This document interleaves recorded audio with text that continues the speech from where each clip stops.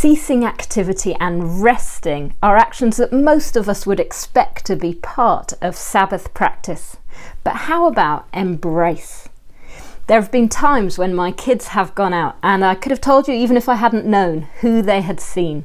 They smell of Gaynor or of Beth, because when those people have hugged them, their perfume has rubbed off on my children. When we embrace someone, if you remember back to when that was allowed, we hold them close to us and they hold us close to them. And often, if they're wearing some sort of perfume or aftershave, you find that after you have embraced, you smell like them. So what has this got to do with the Sabbath? On the Sabbath, we're given the time and the space to embrace God, His values and His people. But to do this is an intentional choice.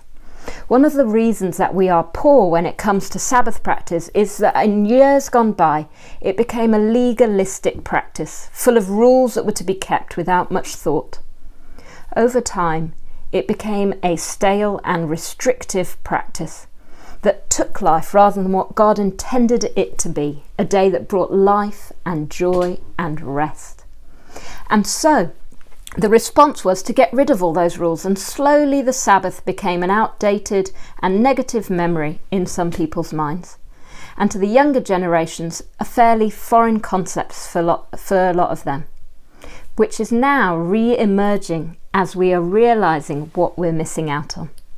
We need to be careful not to dive back into the legalistic rule keeping, but at the same time, we will need to create practices that help us to be intentional about this, that help us to embrace the alternative ways of life that God offers us.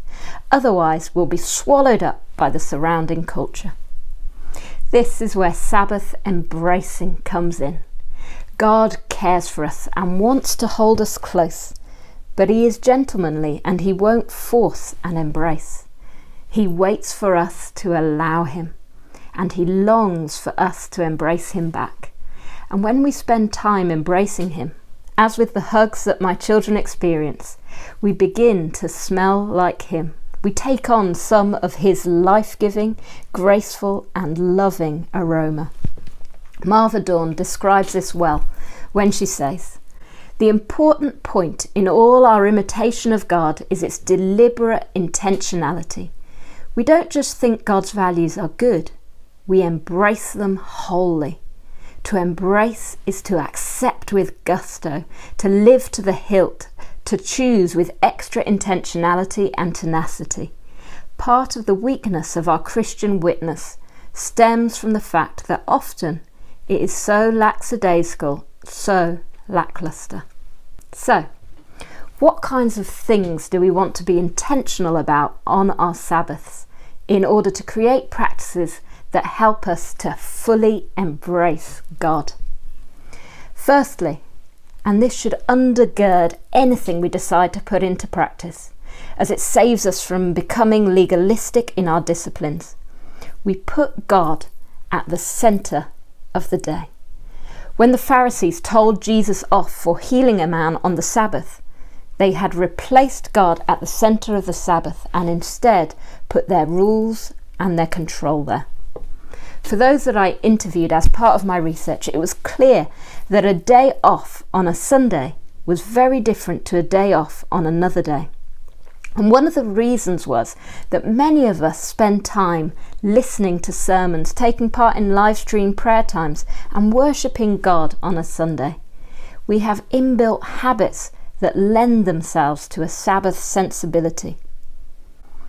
Could we possibly start new habits or develop the ones that we already have to help us to spend time purposefully embracing God on the Sabbath? By prioritising spending time with God on this day, we're reminded of who He is and therefore who we are as His people. It brings His healing and His wholeness in our lives, and it strengthens our ability to live in alternative ways, despite the cost. And this brings us on to the second thing that we need to be intentional about. Sabbath practice isn't an individual habit. In order to maintain our intentionality, we need to be joining with others. On the Sabbath, we embrace God, but also his people. As you think about your Sabbath practice, could you think about how you can build in time which is dedicated to going deeper in your relationship with God's people, and not in a tick it off the agenda sort of way, but in a more of an unrushed, enjoying each other's company sort of way, open to interruptions and surprises? Are you choosing a day when others are also practicing the Sabbath? Do you have built-in times when you gather with others to worship, albeit through technology at the moment, but also to enjoy each other's company?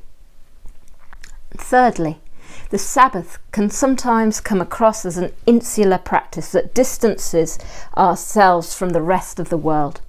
In some ways it does distance us from destructive and unhealthy practices, but it should never remove us from being aware of the needs around us and from having compassion for others.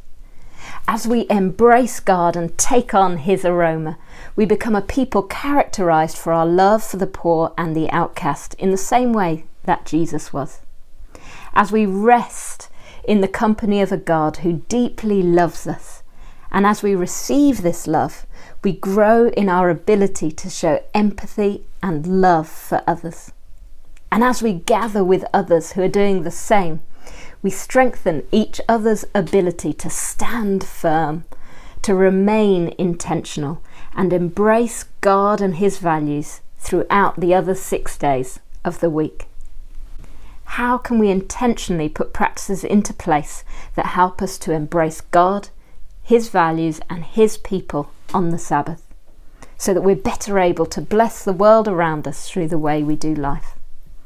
As Marva Dawn writes, Sabbath keeping is often disparaged as not useful, but we certainly do serve the world better out of the wholeness, order, revived spirits, empowered emotions, healthy bodies, renewed minds, authentic relationships, and nurtured sense of ourselves that Sabbath keeping creates.